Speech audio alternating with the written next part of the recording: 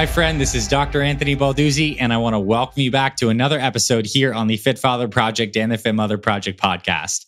And I am excited to bring you today's episode because I just got off this amazing conversation you're about to hear with Dr. Dan Gubler. He's one of our expert guests we brought on because Dr. Dan is an organic chemist and a researcher who's dedicated his life to studying plants and the special compounds in plants called phytonutrients and how those affect human health. And over the past several decades, Dr. Dan has formulated supplements for many companies. He's formulated over 70 different supplements that have grossed over $500 million in sales. And the reason is Dr. Dan understands the different kinds of foods, phytochemicals that improve our health. And over this conversation, I basically pick his brain and we talk about some of the best foods for improving your blood sugar, for improving your blood pressure, for improving cognitive health. He talks about the best supplements for men and women over 40. So it's just a jam-packed conversation. And I think it's pretty rare to actually have like a true chemist on here that can also communicate in a way that's like understandable. He's not just throwing out all these crazy chemistry terms. He's basically saying, go here, buy this, eat this, try this spice. And I think you're going to find this conversation absolutely fascinating like I did. So without further ado, let's get into this conversation with Dr. Dan Gubler.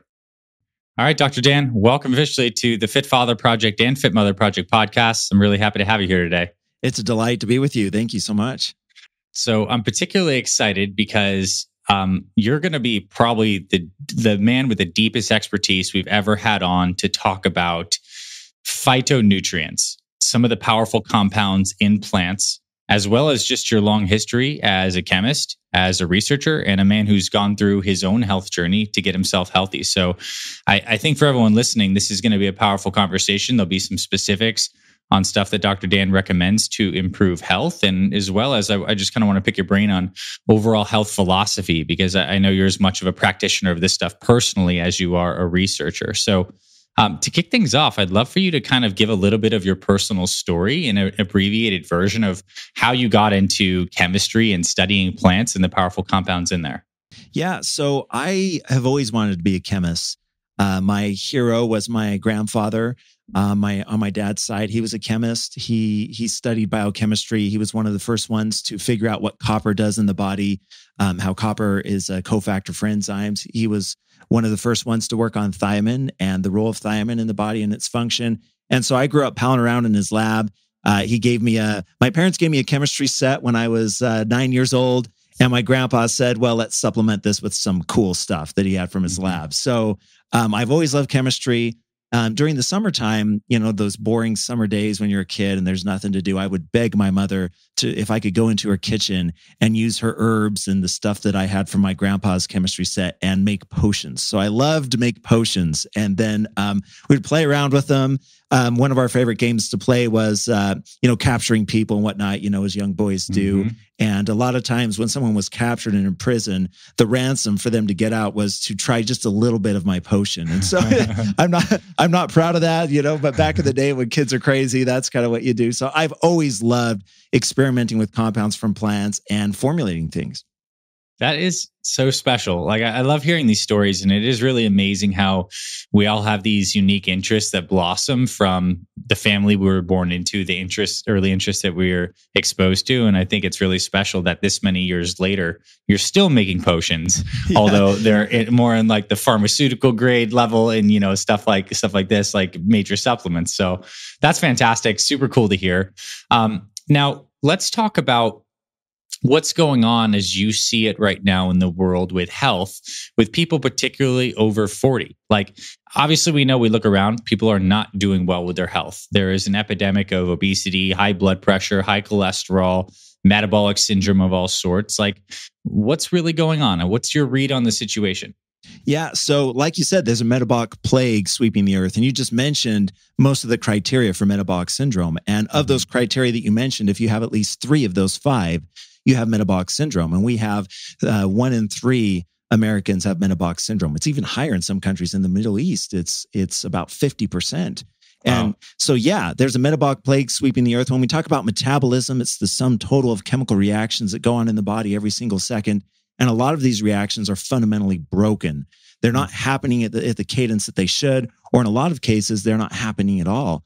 And my read, when you look at it, it comes back to my expertise, my passion, what we're talking about, phytonutrients. We're not getting phytonutrients from plants in our diet. Phytonutrients are the medicinal components of plants. When you look at pharmaceutical drugs, 50% of all pharmaceutical drugs are either phytonutrients themselves that pharmaceutical scientists have taken directly from the plant and they're selling it, or when they went to discover a drug, a phytonutrient from a plant was a starting point that they used. It was the inspiration that they used to make that drug. And so it makes sense that with the modern processed diet, it's devoid of phytonutrients.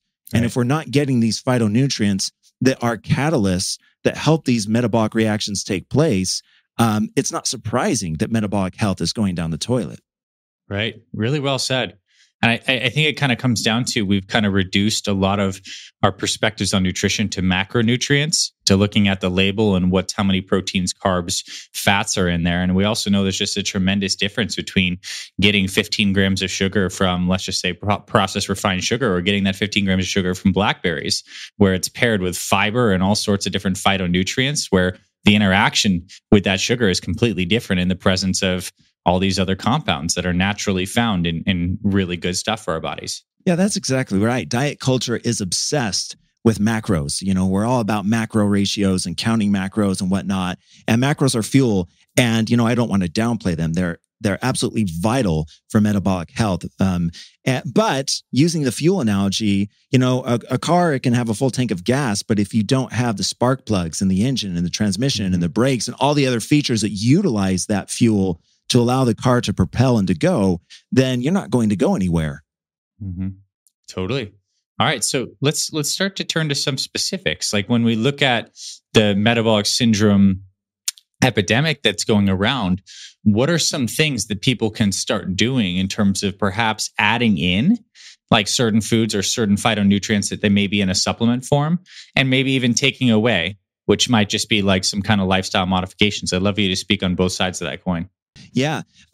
So first, one of the things that I just study a lot, you know, supplements are great, you know, but food is medicine. We've all heard the quote by Hippocrates, let food be thy medicine and medicine be thy food. And so for me, there's really simple things that you can do to help to really dramatically improve your health, especially 40 plus, by just eating good foods. You know, one of those, inflammation is key, right? We want to reduce inflammation. And there is a really cool phytonutrient called falcarinol. And falcarinol is found in carrots, celery, fennel, parsnip, and coriander. And it has really potent anti-inflammatory properties. When you look at the scientific literature, it's as good as NSAIDs, as Tylenol, and, you know, and Advil and these different NSAIDs. And it's amazing. So I know we have the celery juice movement and stuff like that, but just eating celery, carrots, and fennel. I don't know if your listeners have used fennel, but I've been cooking fennel for the past couple of years. I love it. It just has a really mild taste. It's easy to cook up, and it provides large amounts of this falcarinol product that really helps to reduce inflammation. That's really cool. And I think, especially when you start to learn more about the medicinal properties of specific foods, it makes you more likely to want to eat them. Because we've all heard, you know, eat your vegetables. And I think that's fine and well. We know there's something good. But when you can connect on a deeper level and being like, wow, I'm getting a really potent dose of natural anti-inflammatories that's fantastic for my body, it's going to make that fennel carrot saute that you put on the side of your dinner like that much more appealing and nourishing on many levels, not just physically, but you're doing something good for yourself. So it's like self-care. Yeah, exactly. And knowledge is power, obviously. And so understanding that there's these medicinal pharmaceutical grade phytonutrients in foods can really take our health to the next level. You know, another example, when we talk about inflammation, hydroxytyrosol from olive oil is great. There's a really cool compound called arbutin from pears that's really potent at lowering blood pressure. And a lot of blood pressure pharma drugs on the market today actually used arbutin as a starting point. We know about resveratrol from red wine, you know, and its ability to help with cognitive health and all aspects of health. Vanillin is another really cool compound that can help with brain health. And vanillin is found in rye bread and oats and cacao and vanilla and sherry. So we can just kind of go down, you know, allicin from garlic is great. Narogenin from citrus. In apples, you have some really cool compounds called fluorizidin that helps with blood sugar control, and another really cool one called Floritin that helps with cholesterol control. And so, I could talk about this for hours, but it's just really powerful that when you understand that there's certain phytonutrients from different foods that can really help with all of the areas of metabolic health that us 40-year-olds, me, myself, I'm 43. When you talk about inflammation, blood pressure, cognitive health, cholesterol control, blood sugar control, microbiome control and health, heart health, insulin control, skin health, weight loss, you could just kind of go through the gamut. And for each of these conditions that we suffer with, there are potent phytonutrients from foods that can help. Yeah. And then the ironic part is the flip side is if you're not getting these foods, you're likely getting the opposite. You're getting something that's processed, which is directly inflammatory in many cases, whether it's sugar, different kinds of vegetable oils, or trans fats. So it's like you're either giving yourself a dose of health or in some sense a dose of poison. And you ultimately were trying to make better choices. What I also think is really cool is all of these foods and particularly fruits and vegetables that you've listed so far also have that beautiful type of fiber that your gut bacteria thrive on. So you're getting the benefit of the phytonutrients in these foods, as well as just the gut bacteria are going to thrive in the presence of a lot of this stuff too. So it's a double whammy for your health. So it's not surprising that these things are so good. Okay, so this begs the question for me because I'm really curious. How do you go about your day? Like, what kind of foods are you directly getting in? What do you eat in the morning? Do you fast? Do you have breakfast? What kind of foods are you trying to get in on a daily and weekly basis? I'd love to know because all the specifics of many of these things. I'm curious, what are the main things that are getting onto your plate and into your mouth on a daily and weekly basis? Yeah. So I alternate between a 16-8 intermittent fasting schedule. And then I also do just a standard 4-4-12 where you eat breakfast, you don't snack for 4 hours, you eat lunch, you don't snack for 4 hours, you eat dinner, and then you fast for at least 12 hours before eating it. That's exactly how our program members eat. They're using one of those two setups for sure. And occasionally they do 24-hour fasts. So yes. And intermittent fasting, I'm sure you've talked about it on your show and your listeners know all about it, but it's just marvelous the benefits that happen when we intermittent fast. Insulin levels are able to stabilize. Gut microbiome, the microbes in the gut are able to reset. And, I was just reading a paper a few weeks ago where they showed the benefit of the gut microbiome and the reset properties and several species of good bacteria that are able to grow and flourish 2 or 3-fold by just intermittent fasting once. So we're not talking about for the long haul, but just fasting once. For the morning time, I like to eat a lot of polyphenols. I like apples. I like blueberries. My go-to is protein is the best macro for you in the morning, according to a lot of papers that I've read. So I have a protein shake where I throw in about 20 to 30 grams of protein. Then I throw in a couple of blueberries because I really like those polyphenols and cacao nibs. So cacao has so many amazing properties when it comes to blood pressure, heart health, cognitive health, natural energy with the EGCG. So I use some cacao nibs, and that's usually what I do for breakfast. Just kind of a simple protein as a macro, and then a good phytonutrient source, depending on what I have in my refrigerator. If I have strawberries or blackberries, maybe a banana once in a while. I throw that in. Bananas, I don't know about you guys, but I love bananas. It has dopamine. It's a really nice hit. Bananas are vilified by a lot of people, but I think they're a great superfood. Yeah, I'm kind of with you on that. I think bananas, the thing about bananas is the timing of them is pretty important. Like eating a banana that's still like green tipped, it has all those great fructooligosaccharides, fibers that are really great for your gut. And then when it gets really like mottled and like old, you got the sugar alcohols and it actually kind of tastes alcoholic. So get the bananas while they're still like, dense and early, but that's fantastic. And I think it's really amazing that you throw in cacao and protein and some polyphenols in your shakes, because this is what our members are doing too. They're using some organic cacao powder in a shake with some protein, with some other different, phytonutrients jammed in there. So it's good that you've landed on the same kind of thing. So you load your body up with good protein, you have stable blood sugar, it's not a hard meal to digest, and you're getting good polyphenols. And then what happens for the rest of your day? And I'd also like to hear you speak on some hydration stuff you do as well throughout the day. Yeah, for hydration, I like water. Water's amazing. I'm kind of simple that way, simplistic. There's different electrolytes that I'll throw in once in a while. There's a really cool ingredient that I've been working with. I worked with MIT professors that have started this this company, and they found this ingredient from palm fruit that contains really good electrolytes, large amounts of potassium, but it contains shikimic acids, which is a really unique phytonutrient. We've heard about chlorogenic acids and whatnot, but shikimic acids are kind of the next frontier. So these professors found that when they make palm oil, this really terrible process, but when they get the oil, you have to mix oil and water together, and they do that to get the oil separated and to get it really nice and pure. But the water was just a waste stream, so they would throw that away. Well, these professors analyzed the water, and they found that it contained these shikimic acids, and so I use that. I really am very careful when it comes to hydration. I like water. These drinks that people drink during the day. A lot of times they're spiked with different things that I just try to keep things pure and clear. For lunch, I love protein. A lot of times I'll do a high quality protein bar, but I really mix it up with a lot of phytonutrients. I eat an apple every single day. If I haven't had my banana for breakfast, sometimes I'll do that for lunch as well. Mix that with protein.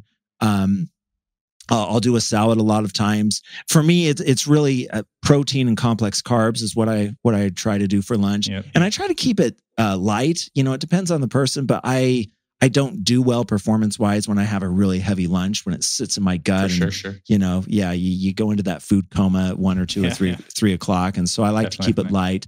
I really like nuts. Nuts are an amazing powerhouse of phytonutrients. You have walnuts that help with heart health. Pistachios are really good when it comes to blood sugar control. I'm a big fan of pine nuts.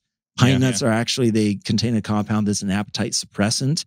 I know a lot of people go back and forth with nuts. There's a lot of people that are talking about lectins in nuts and anti-nutrients, and that sounds cool and attractive, I guess, from a marketing standpoint. But I don't know about you, but I haven't seen anything like solid in the scientific literature on lectins and anti-nutrients and their detrimental impact on health. Totally. I'm with you on that. I mean, look, certain people are very sensitive to certain types of lectins. And I mean, there's certain things that do need to be prepared properly, like maybe some soaking and some sprouting. But man, I mean, I have not seen anyone have a problem really with having some walnuts and pistachios and not reaping the benefits of those. They're absolutely fantastic. And one that I would add to the list that I'm a big fan of is macadamia nuts. I don't know if you use those, but they're just so high in the monounsaturated fats that are just beautiful for you. But those are like probably my top 3. It's probably pistachios, walnuts, and macadamias. But nice that you're using that nut mix, and you can make it taste pretty good too if you throw in some spices. My wife sometimes puts a little olive oil on them, some rosemary, some cayenne, salt, pepper, and it's like, wow, tastes delicious. Yeah, another nut that I love are Brazil nuts. Brazil nuts are my jam. Maybe I should have mentioned them first, but Brazil nuts are super high in selenium. So eating just a couple of Brazil nuts, between 2 to 3 Brazil nuts, depending on how big they are, give you 100% RDA of selenium. And selenium is amazing when it comes to cognitive health. There's been really cool clinical studies, especially in rest homes where people are experiencing cognitive decline, and taking just 2 Brazil nuts a day, they actually go back. Cognitive scores improve dramatically. And the selenium in Brazil nuts are organoselenol compounds. So it's selenium that's complex with organic carbon-based compounds, and the absorption of selenium into the body is just dramatic. So I love selenium. Really good for immune health as well. And I'm glad you brought that up. That's fantastic. Thyroid health, immune health, adrenal health. Our family, we keep Brazil nuts we have like a stash. Like, I wouldn't say we only take like a couple at a time, but we have like a stash anytime we use them. I think the reason I got really privy to them many years ago was I also was learning that selenium sequesters mercury in the body. It binds it up, some of the methyl mercury too, because I was like a little worried, like, man, we're having sushi all the time. Is methyl mercury a concern? Maybe. And so we started taking some Brazil nuts around the time when we had that too. So everyone listen up. That's another pro tip from Dr. Dan. I get some Brazil nuts. I would not eat a whole handful all the time, just a couple once in a while, because they're so potent in selenium, and that's amazing. Cool. So you get your nuts in. Take us through the rest of the day. Some other things that are important and come up. Yeah, I don't do any snacking. And then when it comes to the evening time, good protein as well. I like fish. You mentioned fish. I try to eat fish 1 or 2 times a week. And there's a lot of, I live in Utah, so I'm in the Midwest. There's about 1,500 miles of beachfront property until you actually get to the beach, so I'm not super close to the coast. So we don't have what you would consider fresh seafood, but there's been a lot of research that's been done on analyzing the frozen fish that you find at the store. And that's still really full in omega-3 fatty acids because of the nature when they catch the fish on the boat, they gut it and then they flash freeze it and vacuum seal a lot of times right there on the boat. So it still has really high amounts of omega-3 fatty acids. Sardines, if that's your jam, really good amounts. We talk about them, we're fans. Yeah. So I like to do fish if I can. What's really interesting is omega-3 fatty acids are actually the prodrug. They're not the bioactive compound in the body. So your listeners know about inflammation, and they probably know about prostaglandins, leukotrienes, and thromboxanes. These are the molecules in the body that cause inflammation, right? So when we get a cut, a really bad cut, a lot of times you don't sense pain right at that point, right? You look at it and you're like, oh man, that is probably going to hurt. And then right as you say that, after 2 or 3 seconds, then the pain comes. That's because the body's producing these pro-inflammatory molecules. In the body, though, you have compounds that are the antithesis, and they're called resolvins, protectins, and mucins. And those, in order to be produced, they come from EPA and DHA, the fatty acids in fish. So really, we need those fatty acids in order for the pro-resolving mechanism in the body to happen. So I really try to get a lot of fish. I have a question for you. Thoughts on you doing daily omega-3 supplementation versus having fish from, fish or some kind of omega source a couple times, whether someone's taking cod liver oil or they're eating wild caught salmon a few times per week. I've heard a mixed bag, and I'd love your take on daily supplementation with omega-3s or just episodically getting them a few times per week from natural food sources. Yeah, if pro-inflammation, if your body is naturally pro-inflammatory, if 40 plus, a lot of times we just have this nagging inflammation. It could be for a variety of different reasons.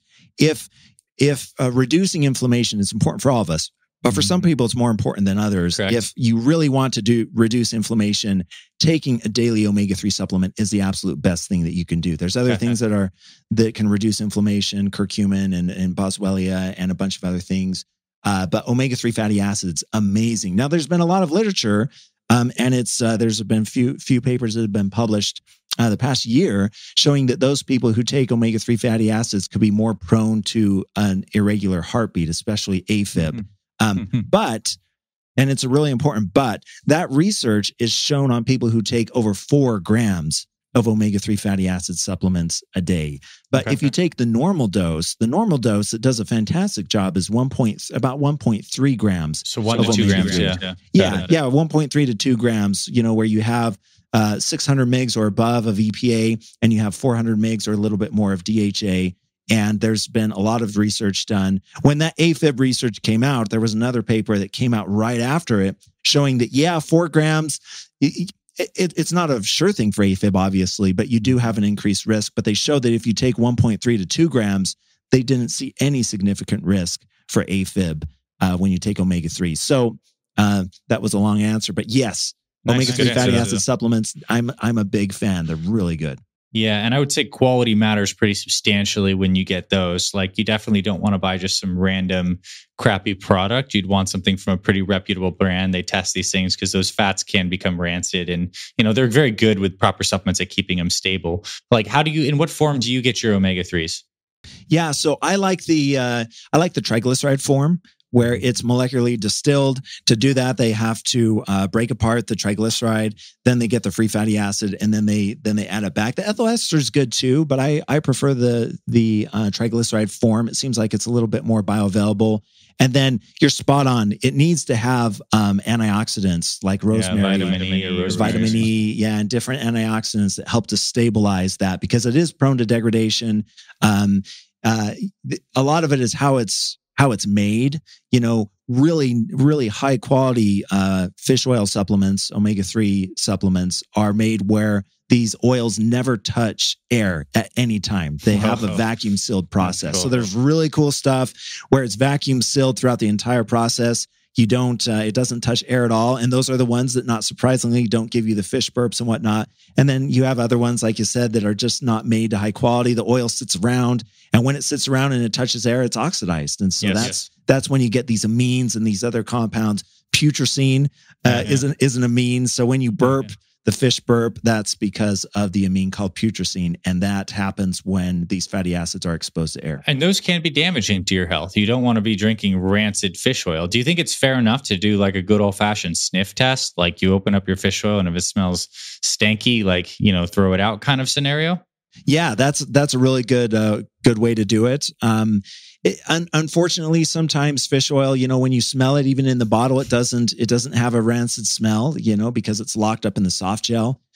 So I would experiment with a few. You want to make sure though that number one, it's molecularly distilled, and number two, you want to make sure that it has an antioxidant blend mixed with it, so that if there is a small amount of the oil that's oxidized, these antioxidants neutralize it, or the antioxidants, more importantly, the reason why they're there is to just kind of scavenge the soft gel and the little teeny bit of air that's there and make sure that no oxidation occurs. Nice. Okay.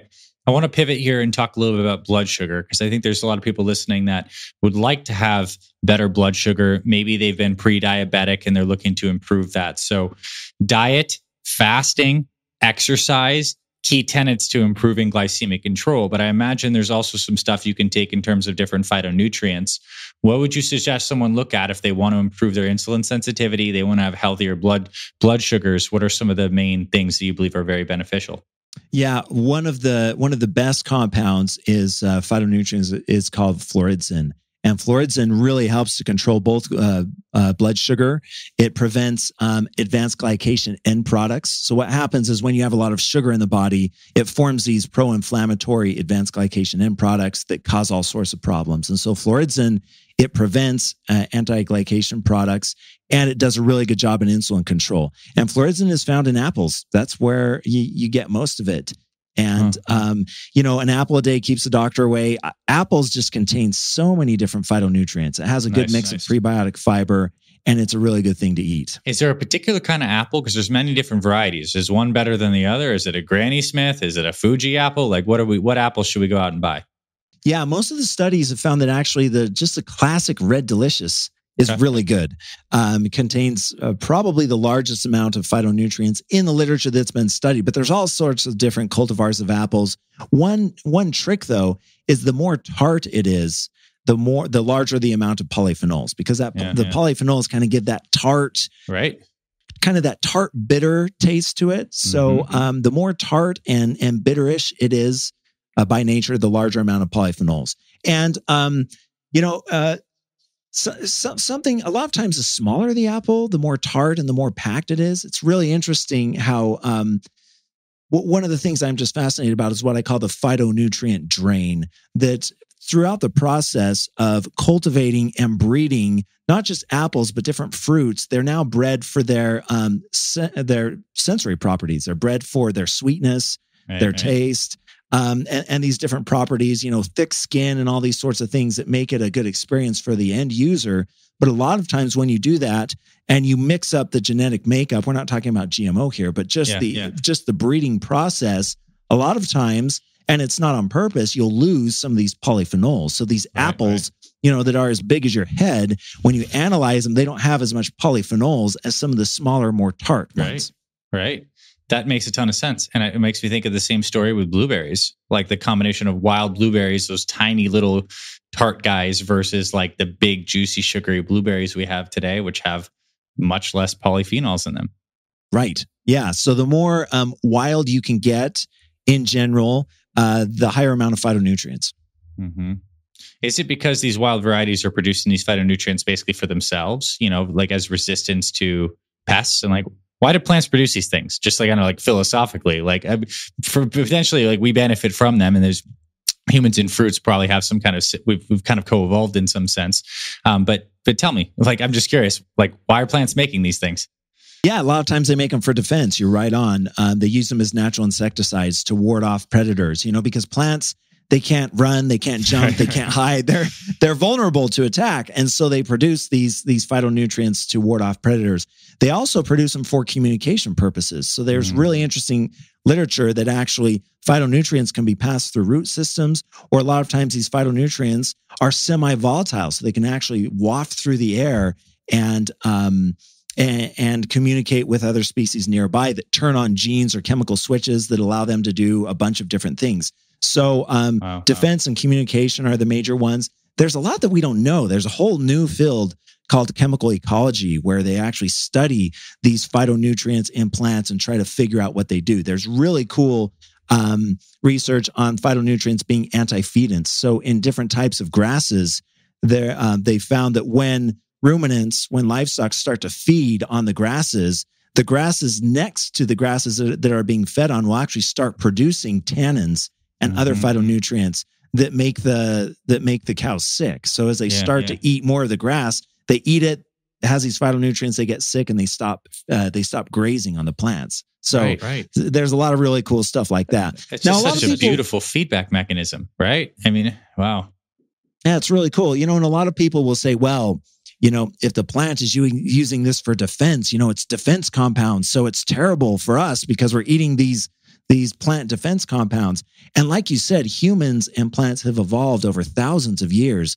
And as we see when we were talking before that 50% of all pharma drugs come from plants, these phytonutrients, while they might ward off, a caterpillar or a gypsy moth, they're medicinal to us in most cases. Yeah, they are. And I think my understanding too is like some of these things are stressors, minor stressors for our bodies. And like we get this hormetic effect when you ingest something too. It's like the body responds to something that might be like a small dose of poison. It could be medicine, in a sense you could say. It's like the body's like, wow, and it elicits a favorable response. Like our bodies love to be stressed in the right amounts so we can create an adaptive response.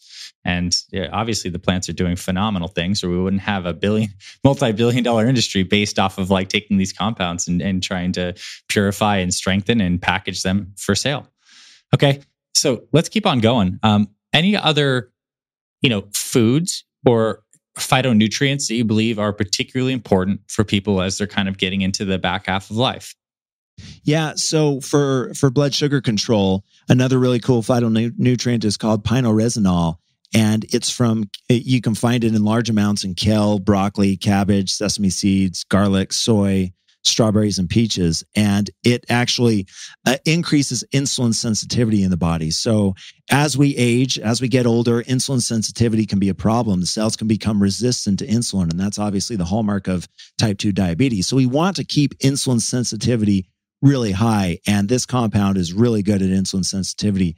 Another phytonutrient, which is too long to say, but the nickname is 4MD, is also really good at regulating insulin, and it's only found in large amounts in tarragon. Now, I don't know if you or your peeps have used tarragon for cooking, but maybe tarragon, a few times. Yeah, tarragon is an amazing herb. And just in general, herbs and spices, we need to make sure that we're cooking with a lot of these. It's really interesting that American food, we basically use no spices at all, right? Whereas you look at these international foods, Thai and Indian and other cultures, they use tons of spices. And these spices and herbs are packed. They're phytonutrient powerhouses. So we need to make sure that we're cooking with herbs and spices as much as we can. If we're doing that, then we're getting large amounts of phytonutrients in general. That's a wonderful reminder. So I think for everyone listening is like those perfect plates that people are making at night, which is a concept we have where fill it with half veggies, quarter protein, a quarter of some healthy carbs or fats, kind of like a portion guideline. Spice that protein up. See what you can do with your vegetables to get more herbs and spices in there. Just amazing. And I think that's cool because those are like non-caloric sources of phytonutrients that make your food taste better and give you medicinal benefits. Like, that's crazy cool. Yeah, another spice that is just amazing. When you look at all the different phytonutrients that are around and their benefits, and you look at what foods contain the highest amount, another one is Mexican oregano. Nice. Yeah, it is a phytonutrient powerhouse as well. It helps with glucose control, with cholesterol control. It helps with weight loss. And there's just a bunch of other things that it helps with. So if you haven't tried Mexican oregano, you can find it at the store. It's not too hard to find. Tarragon, same thing. Just mix it up, give it a try. Mexican oregano tastes a little bit different from oregano, but in the things that I've tried, in every recipe that you use oregano, you can use Mexican oregano. Now, it won't taste the same, but it doesn't taste bad. It's kind of in the same genre, the same family, which is why they're called, both oregano. So it's a cool thing to try as well. Nice. Okay. It might seem a little off topic, but what are your thoughts on teas? Like using steeping plants in water to get benefits, but also just basically having water. Is tea a part of your life? Is it something that you use or something you recommend? And I'm not just talking about caffeinated teas. I'd also be talking about herbal teas, maybe like a ginger tea or a peppermint tea or something like this. Yeah, no, I love it. It's a really nice way, non-calorically and really readily easy to get phytonutrients, because a lot of these phytonutrients are water soluble, especially when you use hot water, obviously, like you do with the tea. So I like to steep. It's a little expensive, but when I can, saffron makes an amazing tea. You just take a few threads of saffron. Saffron contains compounds called crocin and quercetin, and saffron's really good with weight loss. It's really good at helping with hormone levels. So one of the natural remedies that's been used for thousands of years in some cultures is saffron tea for PMS symptoms, and even during perimenopause. Nice. So that's a really nice tea to make. Peppermint tea, I love that. It contains large amounts of phytonutrients. I love experimenting with teas. There's a plant from Hawaii called mamaki that I use, and it doesn't contain caffeine. It contains large amounts of phytonutrients. I love rooibos tea from South Africa. The bioactive compound aspilanthin is amazing when it comes to overall metabolic health. It's shown to help with blood sugar control, cholesterol control, and weight management. Nice. I've been drinking a lot of holy basil tea. It's a nice kind of like adaptogen, and it's just generally pairs really well. There's a brand, Organic India. They make really wonderful teas paired with the base of holy basil. So yeah, I just want everyone listening, if you are interested in mixing it up, get some hot water drinks with some plants in there, can be very good. And I would say get high quality stuff, like buy organic teas, ideally from reputable companies that don't put a lot of crap in the bleaches and dyes and stuff in the bags. Because the quality of the plant material that you do have there and how it's grown ultimately affects what ends up being in the tea, not just in terms of the medicinal properties, but you just don't want low quality crap and steep it in water. So just a minor aside. All right. So talk to me about curcumin. Like in some sense, I thought like that would come up earlier in discussion, because in my mind, I was thinking this seems like such a good thing for people over 40 because it's a very potent global anti-inflammatory. It has some anti-cancer benefits, and it's readily available. Like, what are your thoughts on that? Do you consider it a staple, or how does that pair with the fact that we're probably getting some omega-3s now from our different sources? How does that play in terms of a supplement protocol for people after 40? Yeah, I love curcumin. It's really good. I haven't mentioned it as much just because it's pretty common, but it is really good at regulating inflammation in the body.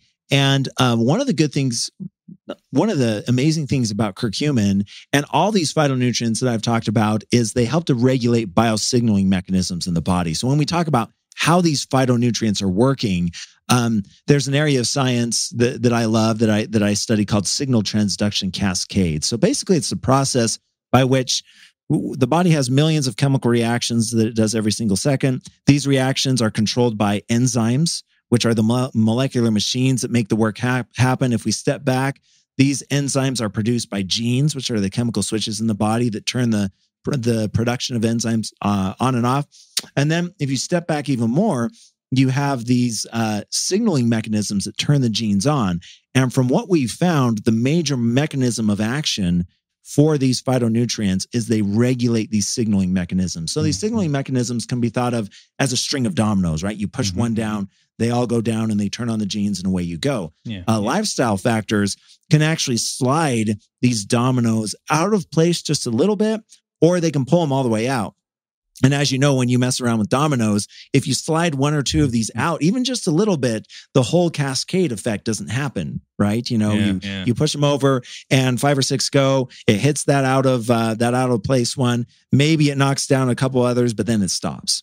Yeah, makes sense. Yeah, and it's really nice that we have tools from nature that can help make this all work better with upstream proper signaling. That's really beautiful.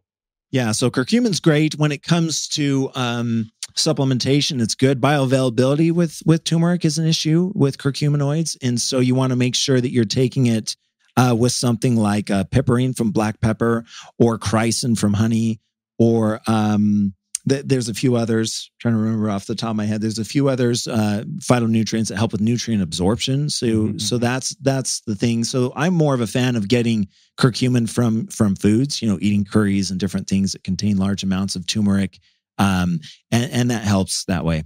I'm curious, BioPerine is a trademark product of that black pepper extract that's in a lot of different supplements, and we use it in some of our supplements that we have curcumin just to increase the bioavailability. If I were to go out and eat a curry, and I were to crack some black pepper on it, is there enough piperine in the black pepper to give me absorptive benefits of that? There is, yeah. So I tell my people, you want to be putting pepper on everything. I mean, I put pepper on everything, as much as you can stand. Obviously, you don't want to put so much that it's just nasty, and being a martyr for the cause. You don't want to do that. But, I think a lot of times we sit down to eat our food and it tastes okay. And so we just eat it, and that's great. But if you can stand it, I always have the pepper right next to me. And I put a little bit on just by nature. I'm glad we got the secrets. We got the secrets towards the end of this conversation, everyone. Dr. Dan Pepper Cracker is the key to absorbing all this stuff. This is good. That's right. My wife jokes, if once or twice I don't forget, she's like, "You forgot your pepper." And I'm like, "Oh, snap." Oh, snap. Yeah. Pepper's good. Okay. You should use it as often as you can. Very nice. Well, I think this has so far been a wealth of information, and I'd love to kind of put this on a bow and turn it over to you on anything else you feel like would be relevant to share, whether that's words of wisdom or encouragement just generally about health and what it takes to be healthy, if it's more down the line of what we've been discussing. But I'd love for you to share a little bit more before we wrap this up. We're coming close to time of these episodes. Awesome. Yeah, what I would share is there's all sorts of supplements you can take, and supplements are amazing. And, I formulate supplements. That's what I do for my day job. And supplements help to bridge the gap between where we are and where we need to be. So we need science-based supplements. Mm-hmm. What I would say, though, is it's hard to find supplements. It's great that your listeners have someone like you that's an expert that can break down supplements and recommend what to take and what not to take. But for a lot of people, it's really hard. Mm-hmm. Supplements is kind of this red ocean thing. So I would break it down to just eating good food. When you go shopping, don't shop in the middle of the grocery store. That's where all the food-like substances, the FLSs are. Mm-hmm. You want to really focus on getting phytonutrients. And if you focus on getting phytonutrients, you'll be amazed at what it does to your health, to just make sure you're getting a lot of vegetables and fruits. Mother Nature has given us clues, right, where different colors of these foods represent different types of phytonutrients, because organic compounds, they absorb light at different wavelengths depending on the different chemical structures. And so if you make sure that you're getting a bunch of natural foods, shopping around the outside of the store and doing the best you can, it can be expensive with different things, but I would say experiment. We talked about tarragon and these different herbs. Rutabaga is another one. Jerusalem artichokes has some really cool phytonutrients. So just experiment and try to maybe incorporate a new food, once every other week, and just kind of see how you like it. And if you do that, focusing on phytonutrients, you'll see a huge benefit in how you feel, how your metabolism is working, how your skin is looking. It'll be more radiant. Mood will improve. And it's just amazing when people coming back to me saying, "Hey, yeah, I'm eating more phytonutrients and I just feel better." And they look better when they come to you. You could just tell. And I'm sure all the people listening to your podcast, they've experienced that, but I encourage them to keep going, experiment around with phytonutrients, and continue on that journey. Man, such perfect words of encouragement at the end here. I'm excited. This week, my wife and I are going to go buy something new. We're going to pick up something new off the grocery shelf. and maybe even look it up. It'd be fun to type in like phytonutrients found in, whatever we end up buying, and just to get the education component. This whole nutrition journey can be an adventure of learning and healing. And it's also very clear it's working fantastically for you, Dr. Dan. I mean, you're full of life and energy. Your skin looks fantastic, and it's been a pleasure having you on to get to talk to everyone. Thank you for sharing your wisdom. I think there's going to be a lot more people eating apples, having celery, trying different spices from this conversation. And it's a beautiful service that you just gave to everyone. So thanks for coming on. I appreciate you so much. Oh, same here. Such a delight to be on. Thank you.